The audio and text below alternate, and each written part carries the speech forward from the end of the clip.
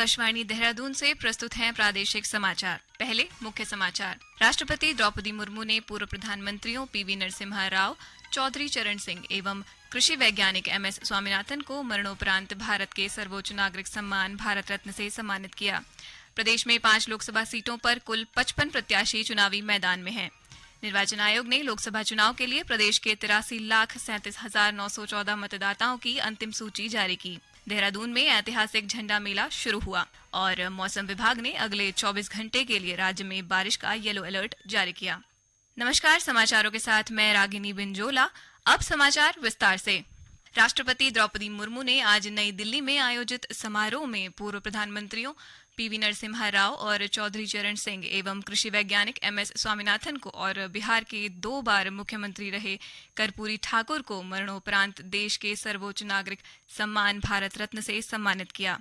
राष्ट्रपति कल नई दिल्ली में पूर्व उप प्रधानमंत्री और भाजपा के वरिष्ठ नेता लालकृष्ण आडवाणी को देश का शीर्ष नागरिक पुरस्कार प्रदान करेंगी। अलंकरण समारोह के दौरान पुरस्कार विजेताओं के परिवारजनों ने पुरस्कार प्राप्त किए। अलंकरण समारोह में उपराष्ट्रपति जगदीप धनखड़, प्रधानमंत्री नरेंद्र मोदी, केंद्रीय गृह मंत्री अमित शाह, कांग्रेस अध्यक्ष मल्लिकार्जुन खड़गे, विदेश मंत्री डॉक्टर एस जयशंकर, बिहार के मुख्यमंत्री नीतीश कुमार और अन्य गणमान्य व्यक्ति उपस्थित थे। भारत रत्न देश का सर्वोच्च नागरिक पुरस्कार है और यह सम्मान असाधारण और उल्लेखनीय सेवा के लिए प्रदान किया जाता है। प्रदेश की 5 लोकसभा सीटों पर कुल 55 प्रत्याशी चुनावी मैदान में हैं। नामांकन वापसी के बाद अंतिम दिन यानी आज अल्मोड़ा के एक निर्दलीय प्रत्याशी अर्जुन देव ने अपना नामांकन वापस लिया है। आज देहरादून में पत्रकारों से बातचीत में अपर मुख्य निर्वाचन अधिकारी विजय कुमार जोगदंडे ने बताया कि नाम वापसी का दिवस तय था और 3 बजे तक पूरे हमारे जो राज्य में 5 लोकसभा सीट है उसमें केवल एक नाम वापसी का प्रस्ताव प्राप्त हुआ था। जो अल्मोड़ा लोकसभा सीट है वहाँ पर श्री अर्जुन कुमार देव जी इन्होंने अपना नाम वापस लिया है, निर्दलीय थे। और इसके पश्चात अभी 5 लोकसभा सीट्स में कुल 55 प्रत्याशी चुनावी मैदान में अभी चुनाव लड़ रहे हैं। उसमें टिहरी में 11, गढ़वाल लोकसभा सीट पर 13, अल्मोड़ा लोकसभा सीट पर 7, नैनीताल लोकसभा सीट पर 10 और हरिद्वार लोकसभा सीट पर 14 प्रत्याशी अभी चुनावी मैदान में हैं। गौरतलब है कि प्रदेश की 5 लोकसभा सीट पर कुल प्राप्त 63 नामांकन में से 56 नामांकन सही पाए गए थे। राज्य में पहले चरण में 19 अप्रैल को मतदान होना है। चुनाव परिणाम देश भर में 4 जून को घोषित किए जाएंगे। चुनाव का पर्व देश का गर्व अभियान के तहत लोकसभा चुनाव में मतदाताओं की 100% भागीदारी सुनिश्चित करने के लिए विभिन्न जागरूकता कार्यक्रमों का आयोजन किया जा रहा है।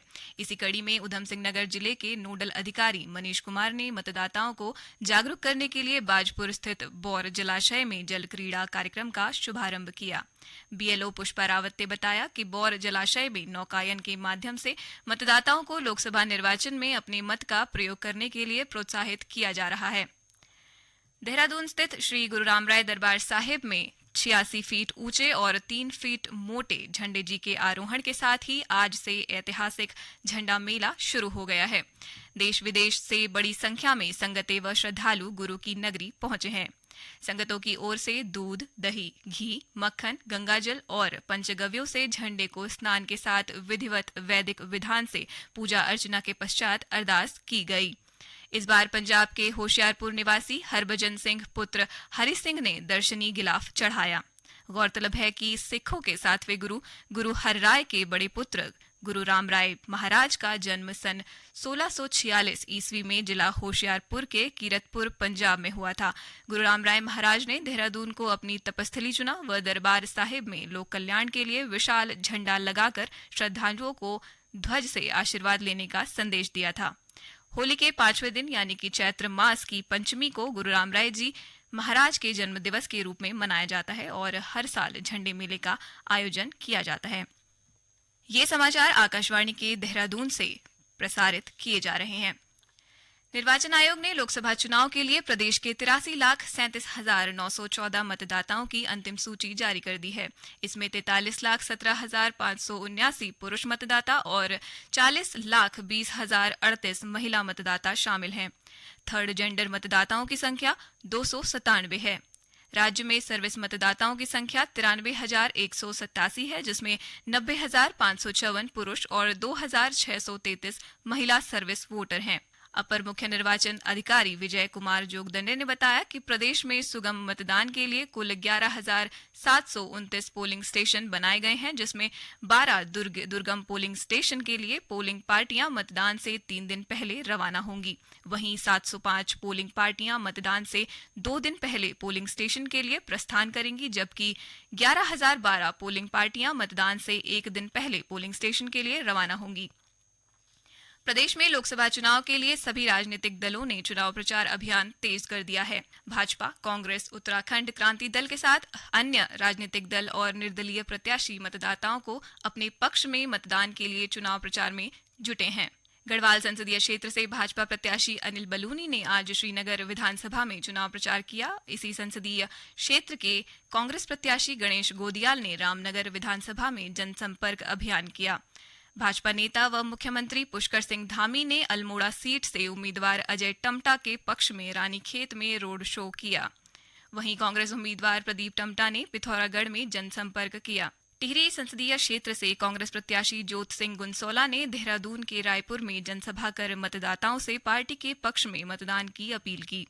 वहीं हरिद्वार सीट से भाजपा प्रत्याशी त्रिवेंद्र सिंह रावत ने हरिद्वार में रोड शो कर भाजपा को जिताने का आह्वान किया। वरिष्ठ कांग्रेस नेता व पूर्व मुख्यमंत्री हरीश रावत ने हरिद्वार के खानपुर में कांग्रेस उम्मीदवार वीरेंद्र सिंह रावत के पक्ष में चुनाव प्रचार किया।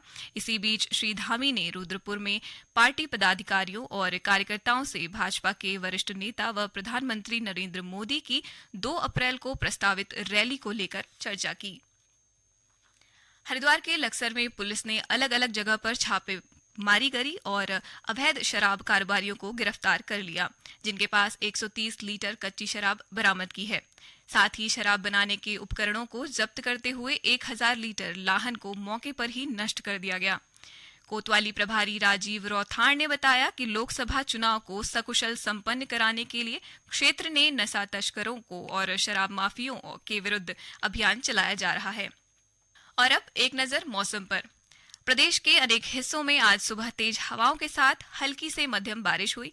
उत्तरकाशी, चमोली सहित राज्यों के ऊंचाई वाले इलाकों में बर्फबारी की खबर है।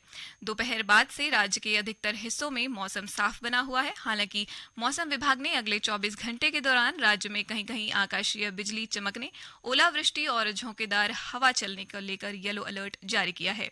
विभाग के अनुसार 2 और 3 अप्रैल को राज्य के 4000 मीटर और उससे अधिक ऊंचाई वाले क्षेत्रों में बर्फबारी की संभावना है। कांग्रेस देशव्यापी अभियान के तहत उत्तराखंड में भी मेरे विकास का 2 हिसाब मुहिम के तहत 10 साल के विकास का हिसाब मांगेगी।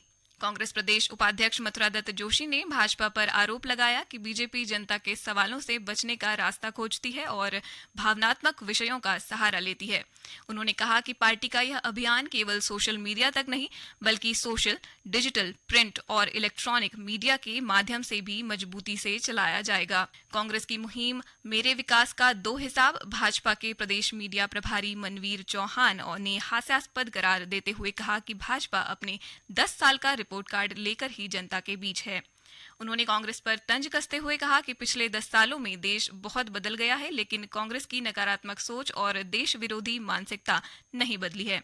उन्होंने कहा कि केंद्र सरकार की नीतियों के बल पर ही नरेंद्र मोदी के नेतृत्व में भाजपा ने दूसरी बार और भी अधिक मतों के साथ सरकार बनाई। अंत में मुख्य समाचार एक बार फिर।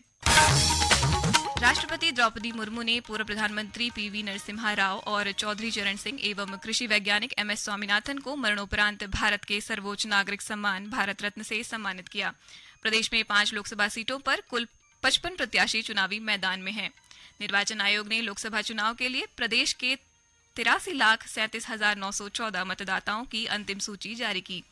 देहरादून में ऐतिहासिक झंडा मेला शुरू हुआ और मौसम विभाग ने अगले 24 घंटे के लिए राज्य में बारिश का येलो अलर्ट जारी किया। इसी के साथ प्रादेशिक समाचार का ये बुलेटिन समाप्त हुआ। नमस्कार।